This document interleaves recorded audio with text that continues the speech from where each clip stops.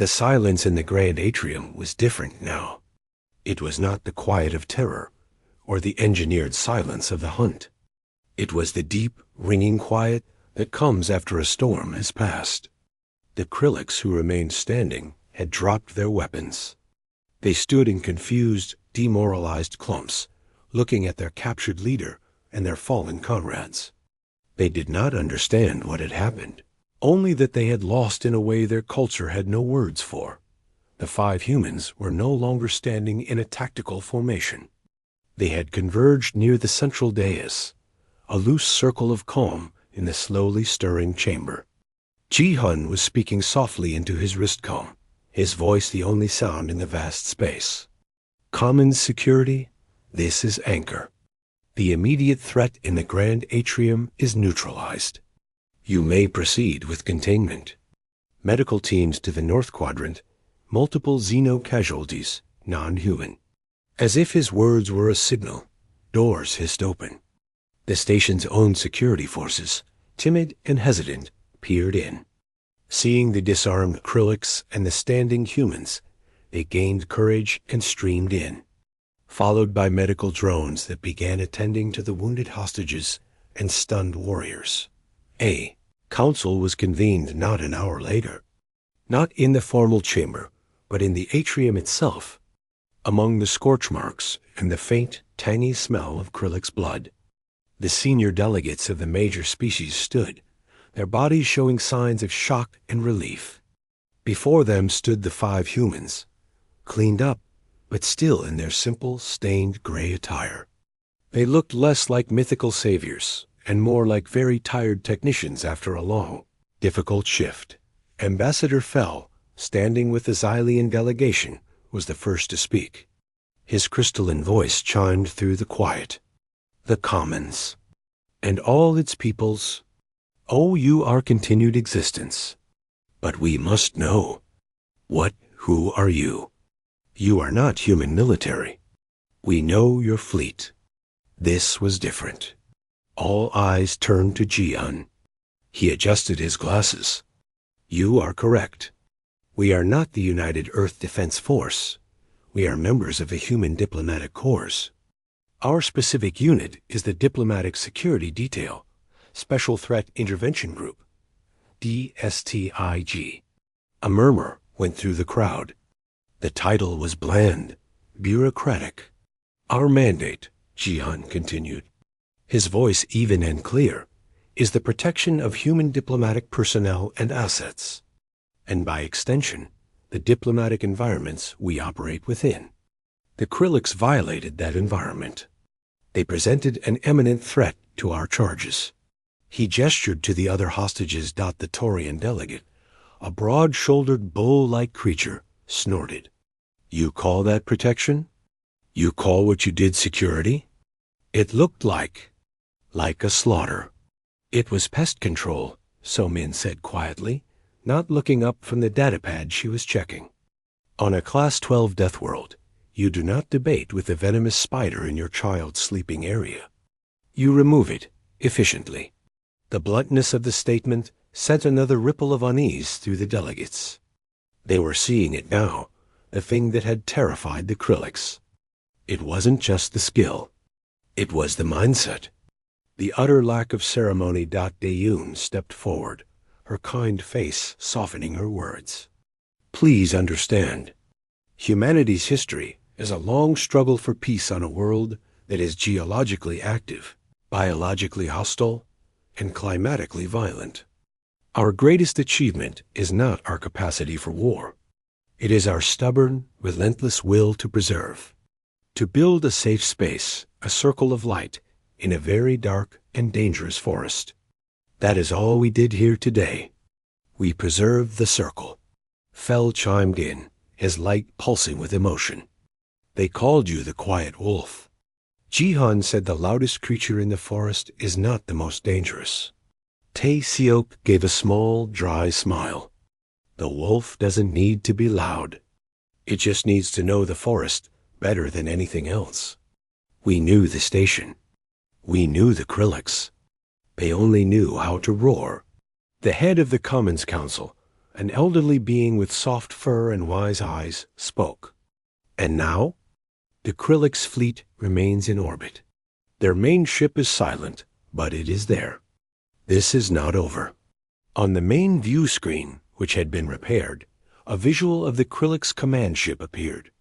It was a menacing spiked orb, but it was listing slightly, its engine glow dead. No fighter patrols buzzed around it. We took the liberty, Ji-hun said, nodding to So-Min. So-Min tapped her pad. The screen zoomed in on the Krillix ship's hull. There, attached near the main engineering section, was a small, boxy device. It was utterly plain. A modified engineering pod. Standard issue for repairing external hull damage. This one contains a focused electromagnetic pulse generator. It fried their primary command and propulsion systems the moment the assault began. Their ship is a floating tomb. They cannot attack. They can barely call for help. She looked at the council. They are waiting for a roar that will not come. They are waiting in the quiet, and they are very, very afraid. The reality of it settled over the chamber. Humanity had not won a battle. They had executed a perfect, non-lethal, to the station intervention. They had ended a war before most of the participants even knew a new kind of war had begun. In the days that followed, the story spread across the subspace channels. The Deathworlders were not the mindless brutes some had feared, nor the naive idealists others had assumed. They were the guardians of the quiet places. Their reputation transformed from one of curiosity to one of profound, respectful caution. The final scene was not in the council chamber. It was in a small, sunlit observation lounge on the Commons outer ring, reserved for human staff. The 5 of them were off duty. Seok was carefully pouring tea into small cups. Dayun was laughing at something Seok said, a bright, normal sound. So-Min was looking out the viewport at the stars, a faint smile on her face. Ji-hun sat, sipping his tea, his glasses off, looking younger and at peace. They looked like friends sharing a quiet moment after work. There was no hint of the shadows, the precision. The lethal calm dot outside the viewport, silhouetted against the glittering band of the galaxy. A human cruiser glided into position to take the Krillix ship under tow. On its hull, visible in the stark light of a nearby star, was a new insignia. It was not a fierce animal or a weapon. It was a simple, elegant emblem, the silhouette of a wolf, its head raised, almost invisible against the backdrop of a dark, intricate forest. It was not a symbol of conquest. It was a promise that in the quiet of the diplomatic forest, the wolves were on duty, and they were always watching. A tense silence had swallowed the grand atrium. It was thicker than the smoke from damaged consoles, heavier than the fear in the air. The Krillix warriors stood like statues of blood-colored stone, their weapons pointed at the huddle of hostages. On the dais, Gratz gripped a struggling, bird-like Escall delegate by one thin arm. His other claw held a plasma cutter, its tip glowing a malevolent blue-white. "You will learn the cost of defiance," Gratz announced, his voice booming in the quiet. He raised the cutter toward the Escall's delicate head dot in the middle of the human group. Seok's blank expression did not change, but his body went perfectly still. He was calculating angles, distances, the flicker of the weapon's power cell.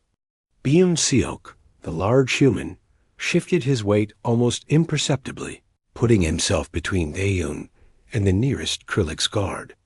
Dayun's hand, which had been pretending to tend a scratch, closed slowly into a fist dot then, from the high, shadowed rafters of the vast atrium ceiling, a single object fell. It made no sound. It was a small, dark sliver against the emergency lights. It struck the barrel of Gratz's plasma cutter, not with a clang, but with a soft thunk. The weapon sparked violently, the blue-white glow dying into a wisp of black smoke.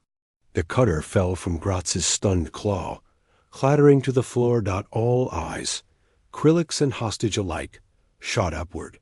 They saw nothing. Only deep shadow between the crisscrossing support beams. What was that? Gratz roared, shaking his singed claw. A malfunction? A faulty. He never finished. The lights went out. This was not a flicker. It was a total, absolute, and engineered blackout. Every primary and emergency light in the atrium died at once, plunging the massive chamber into a darkness so complete it felt solid. A unified gasp rose from the hostages. A wave of pure panic. For the Krillix, it was worse. Their vision was sharp, enhanced by technology built into their helmets and their own multifaceted eyes. They relied on light. This sudden void was a physical shock. Their systems whined, trying to activate low-light filters that had nothing to filter. In that perfect dark, sounds became the whole world. The hostages heard them. A quick, sharp exhalation of breath that was not their own. The quiet scuff of a boot on polished floor. A dense, meaty thud, followed by the clatter of armor hitting the ground. A gurgle, cut off. Then a sound like a large branch snapping. Another thud. Something heavy brushed past a group of Vel delegates. They felt a rush of air, smelled a hint of something clean and metallic human soap. A Krillix warrior, somewhere to their left, gave a buzzing shriek of alarm that ended in a wet choke. Form up. Light them. Gratz's voice bellowed from the dais, angry and confused. A Krillix warrior fumbled, activating a shoulder-mounted spotlight. The beam lanced out, blinding in the darkness, sweeping across the floor. It illuminated a scene of surreal horror. 2 of his fellow warriors were on the ground, unmoving. It did not catch the figure that dropped from above, landing on the spotlight wielder's back. The light beam swung wildly toward the ceiling before going dark again. There was a crunch and the sound of another body falling.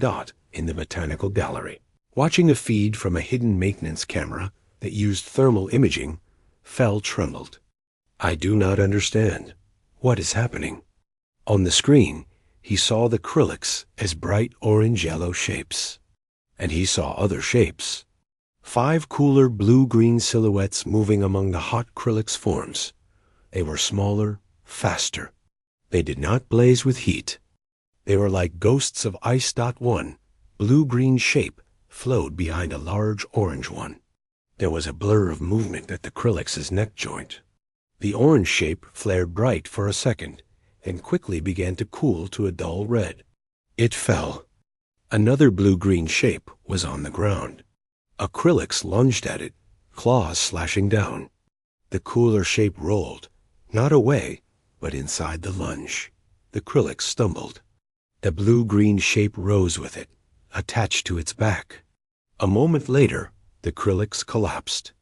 They are hunting them, Fel whispered, his light dim with awe and terror.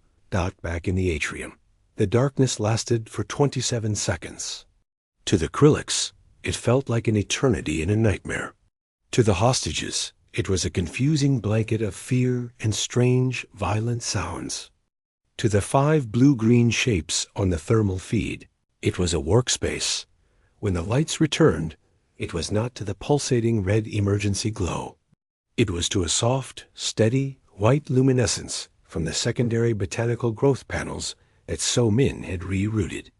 The scene they revealed was not a battle. It was an aftermath. The Krillix warriors who had been guarding the hostages were not standing. They were on the ground. Some lay still. Others twitched or moaned softly. Their weapons were scattered, many of them broken or disarmed. Not a single shot from a Krillix weapon had been fired in the dark. And standing among them, in a loose circle with their backs to the huddled hostages, were 5 humans. They were not in heroic poses. They were simply standing, alert, their breathing steady. Ji-hun and So-min, having arrived from a service entrance during the blackout. Tae-seok, Byum-seok, and Dae-yoon, now separated from the other hostages. They were dirty. Smears of grime and something darker marked their simple gray clothes, now seen to be a tough, flexible fabric. So Min had a thin cut on her cheek. Biam Siok was flexing the knuckles of one large hand. They looked less like soldiers and more like engineers who had just finished a very difficult, very messy job. Gratz stood on the dais, alone now. The S-Call delegate had scrambled away. The Krillix warlord looked from his fallen elite guard to the 5 unassuming humans. His face, behind his helmet, was a mask of incomprehension. This was not war. This was extermination. What? What are you? Gratz snarled, the grinding stone of his voice now edged with something new. Uncertainty.G-Hun took a single step forward. He adjusted his wireframe glasses. His voice was calm, clear, and carried to every corner of the silent atrium. We are from Earth, Sol 3. You may have it listed as a Class 12 death world. He paused, letting the term, the worst classification in the galactic catalog, hang in the air. Many of the hostages gasped. You invaded our diplomatic precinct. You threatened our charges. He looked at the fallen Krillix, then back at Gratz. His head tilted slightly, a gesture of cold curiosity. You made so much noise. He gestured around the quiet atrium. You made the forest very, very quiet. And in a quiet forest, Gratz, you can always hear the wolves coming. Gratz took a step back, a reflexive movement. He had faced giant creatures, energy weapons, planetary siege engines. He had never faced anything like this calm, terrible statement. He looked at his comms device. He needed to call his ship to summon every warrior left on the station. This was a trick, a fluke of darkness. He tapped the device. It emitted a static hiss. No signal.T-SEOK, who had been looking at his own simple wrist unit, spoke up. His voice was flat. Your comms are down. Local jammer. Very basic. You really should encrypt your networks. Gratz stared, his fury finally overcoming his shock. He was a warrior, a first blade. He would not be humiliated by these things. He raised his voice, not to the humans, but to the hostages, to his own fallen warriors. This changes nothing. You are 5. My ship holds hundreds more. The station is mine. As if in answer, a low, deep tremor ran through the deck. A distant, muffled hump echoed from somewhere far below their feet. The lights flickered once, but stayed on Dot, so Dash Min, who had been quietly connecting her wrist unit to a wall port, looked up. That will be the primary plasma conduits to the main hangar bay ceiling. Per standard safety protocol 7 Alpha. She gave Gratz a small, polite smile. In case of a breach in the docking ring, it is to prevent explosive decompression. Your ship cannot send more warriors, and your warriors here, she glanced at the fallen forms, cannot leave. For the first time, real fear entered the eyes of the Krillix hostages around the room. They were not just defeated, they were trapped in a quiet forest with the wolves. The darkness in the corridor was not complete. It was a deeper patch of shadow that detached itself from the wall, just as the red lights flickered back on. The lead Krillix in the doorway never saw it. There was a soft, wet crunch, like a piece of ripe fruit being stepped on. The warrior stiffened, his weapon arm dropping. He toppled forward, crashing onto the floor of the service room, revealing a neat, deep puncture at the base of his skull. The 2 other Krillix spun, their bodies moving with shocking speed. But the shadow was faster. It was low to the ground, a blur of dark gray fabric. A thin wire, nearly invisible, flashed in the crimson light. It looped around the ankle of the second Krillix. There was a sharp pull. The massive creature, weighing 4 times what a human did, crashed down with a ground-shaking thud. Before its head could even hit the deck plating, a small, precise kick landed on the side of its helmet. There was another crunch. It did not move again. The third Krillix fired. A spray of corrosive acid shot from a grafted limb, sizzling across the empty space where the shadow had been a moment before. It etched a smoking scar into the wall. The Krillix buzzed in rage, scanning the corridor. It saw nothing. Then it felt a light weight land on its broad, armored back. Small, strong fingers found a specific gap between the chitin plates at its neck. There was a click, the sound of a tool engaging. A jolt of pure, agonizing energy, carefully modulated to overload a Krillix nervous system, shot through the warrior. It convulsed violently and collapsed, twitching, to the floor. The shadow landed silently beside it. It was a woman, small and lean. Her hair was tied back tightly. Her face, like Ji-hun's, was calm. This was So-min.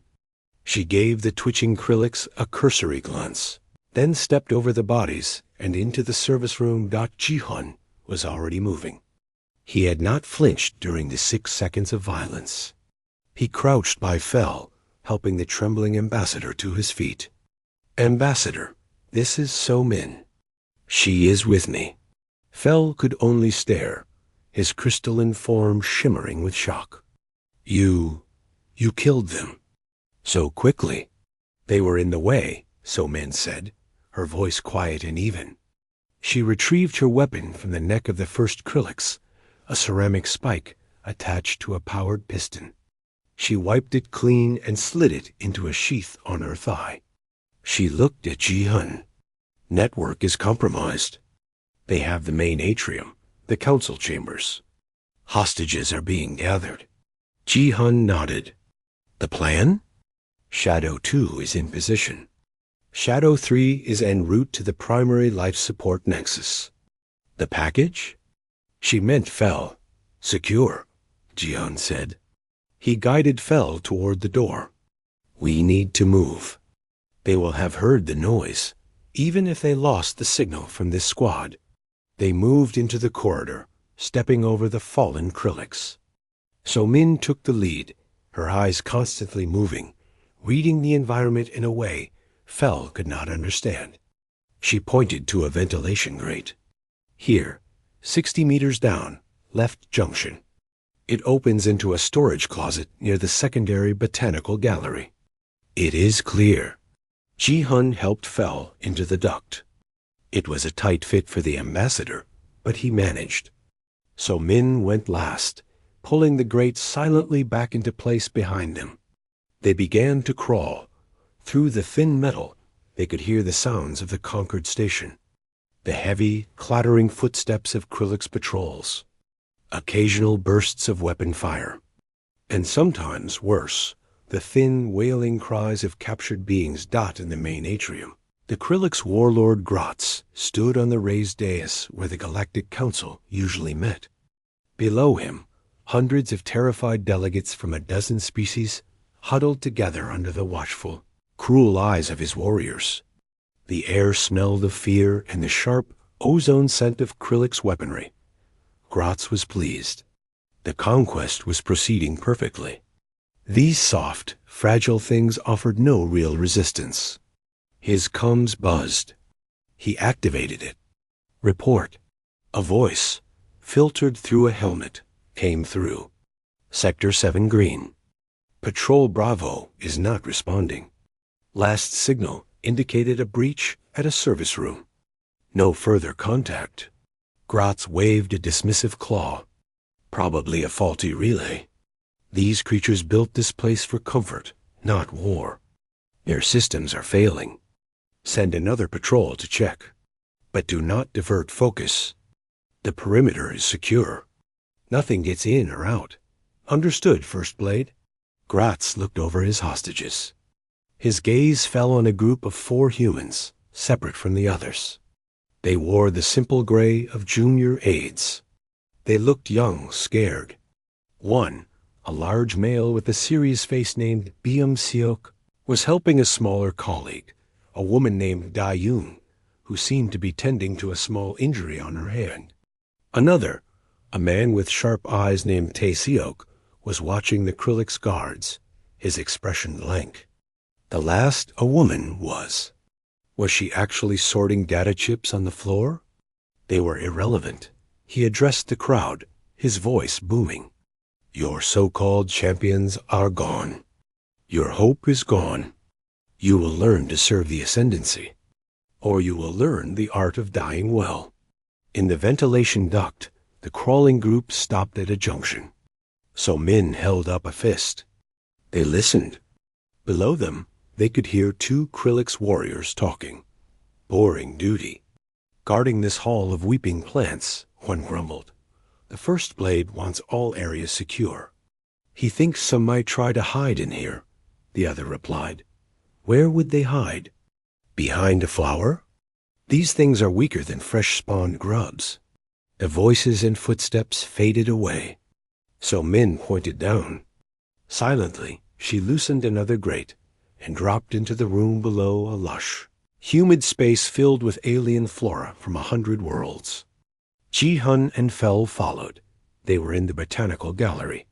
It was dark. The growth lights dimmed. So Min went to a specific console, a maintenance panel for the environmental systems. Her fingers flew over the controls. I can induce a localized oxygen spike near the atrium's northern guard post. It will be uncomfortable for them, might cause a distraction. Do it, Ji-hun said. He turned to Fel. You will stay here. The life signs in this room are masked by the plant biosignatures. You will be safe. Where are you going? Fel asked, his light pulsing with anxiety. We need information.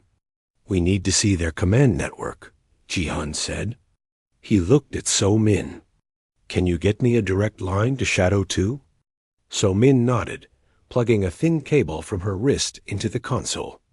A moment later, she handed Ji-hun a small earpiece. He inserted it. Shadow 2, receiving, came a voice. It was Tae-seok. He sounded calm, almost bored. Anchor here. Status in the atrium? With the pretty flowers and the loud bugs. They have us all in one pen. Seok is making a wall of himself. Dayun is playing medic. I am observing. Their command signal is strong here. They are arrogant. They are not even using a scrambled channel for internal patrol reports. A cold, tactical smile touched Ji-hun's lips. Can you tap it? Already done, Tae-seok said. I am feeding the raw data to Shadow 3's location. She will make sense of it. But Anchor, they are talking about missing patrols. They think it is system failure. Let them think that, Ji-hun said. For now, we need the full layout of their battle network. Everything. Troop placements, command hierarchy, frequencies. Understood. I will have the package for you soon. How do you want it delivered? Ji-hun looked at So Min. She was already working on another console, her eyes distant as she processed data. The gardener will collect it. Be ready, always. The connection cut. Ji-hun looked at the service panel So Min was using. On a small screen, a complex web of connections was forming a map of Krillix movements, created from the unencrypted data Tae-seok was harvesting. They are so confident, So Min murmured. They see no threat. It makes them blind. Good, Ji-hun said. He turned back to Fel. You see, Ambassador? The tiger roars to show its power. It wants you to freeze in fear. But the wolf does not need to roar. The wolf only needs to know where the tiger sleeps. Before Fel could process this, a new sound echoed through the station, coming from the direction of the atrium. It was not a weapon. It was a voice, magnified by the system.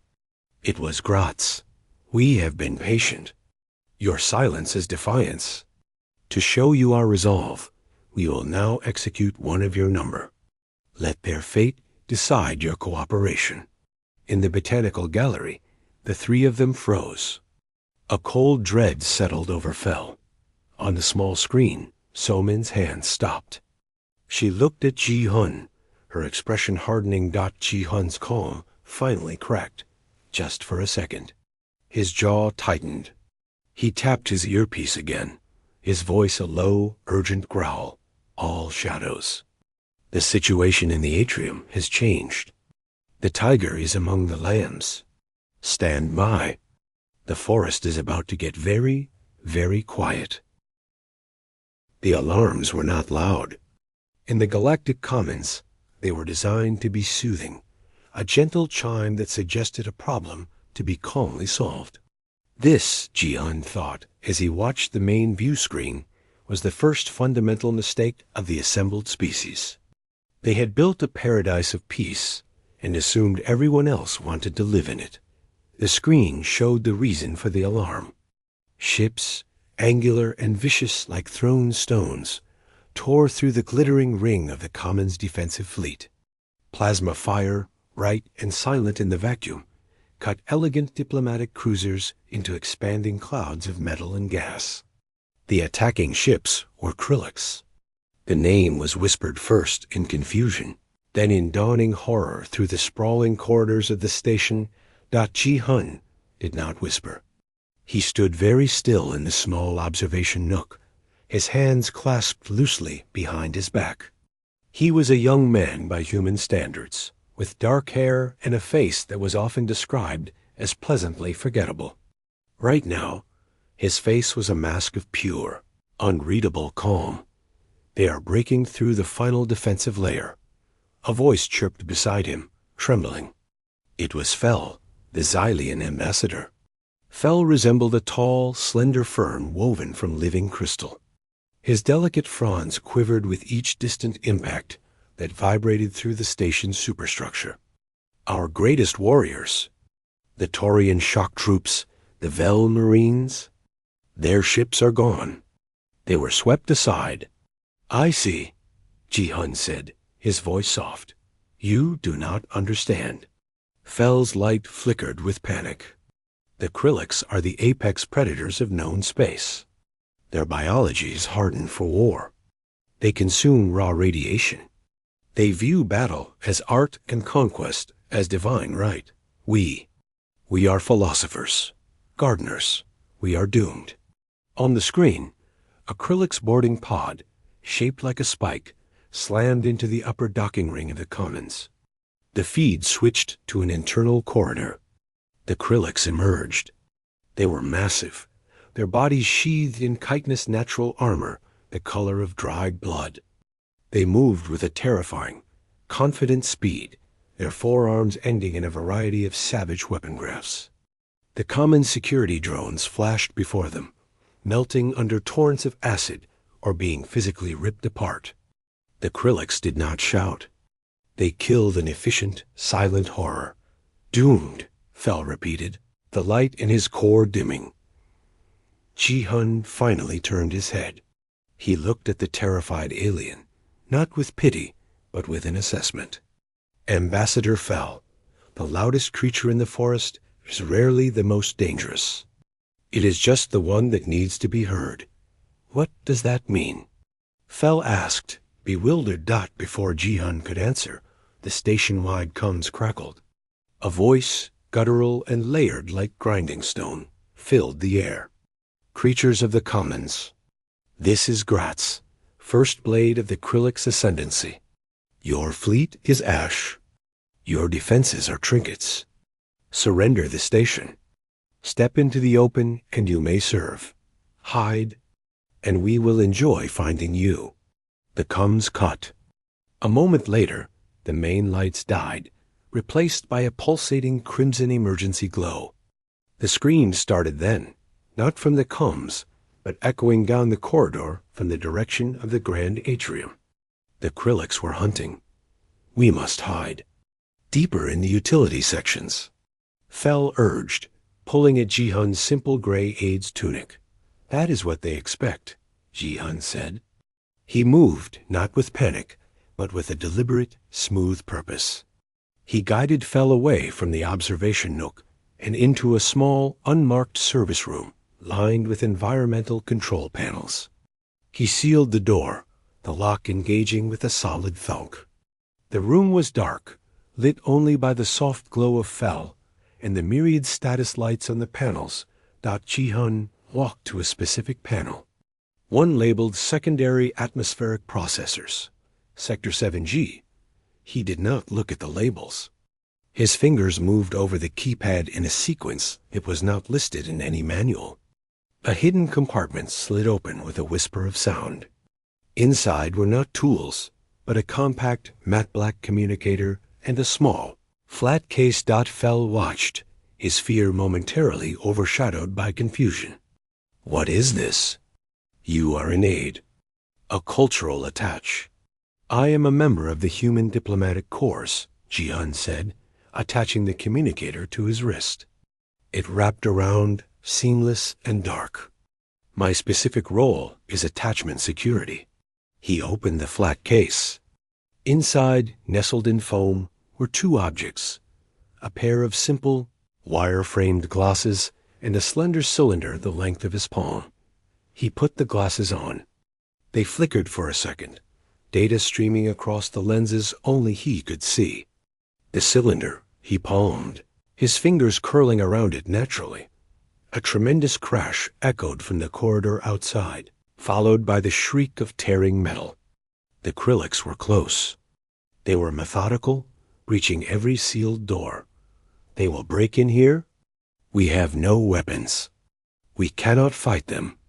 Fel's light was strobing wildly now. Fighting them on their terms would be foolish. Ji-hun agreed, his voice still calm. He was reading the data on his glasses. A schematic of the station, with red dots moving through it. Krillix life signs. He saw 3 of them outside their door. They were setting breaching charges. He tapped the communicator on his wrist, activating a secure point-to-point channel. A single green light glowed. Shadow 1, this is Anchor. The package is secure. The room is compromised. Breach is imminent. Door will be open in approximately 20 seconds. Acknowledge. There was no verbal reply. Only 2 pulsed vibrations from the device.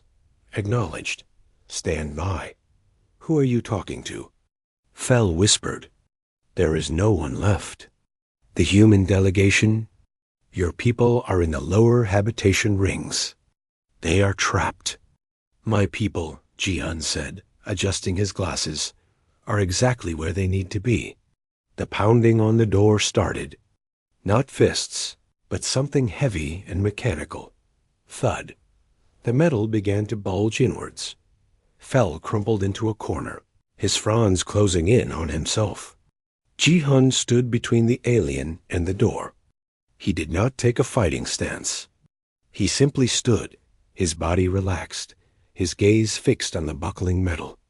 In his hand, the slender cylinder felt cool and familiar. With a final deafening roar, the door exploded inward. Smoke and debris filled the small room. Framed in the jagged opening were 3 Krillix warriors, their weapon arms raised, their multifaceted eyes scanning the gloom. They saw the cowering Fel. They saw the single, unarmed human standing protectively before him. The lead Krillix let out a low, buzzing sound of amusement. It took a step into the room, its bulk filling the space. Ji-hun did not move. He looked over the rim of his glasses at the creature.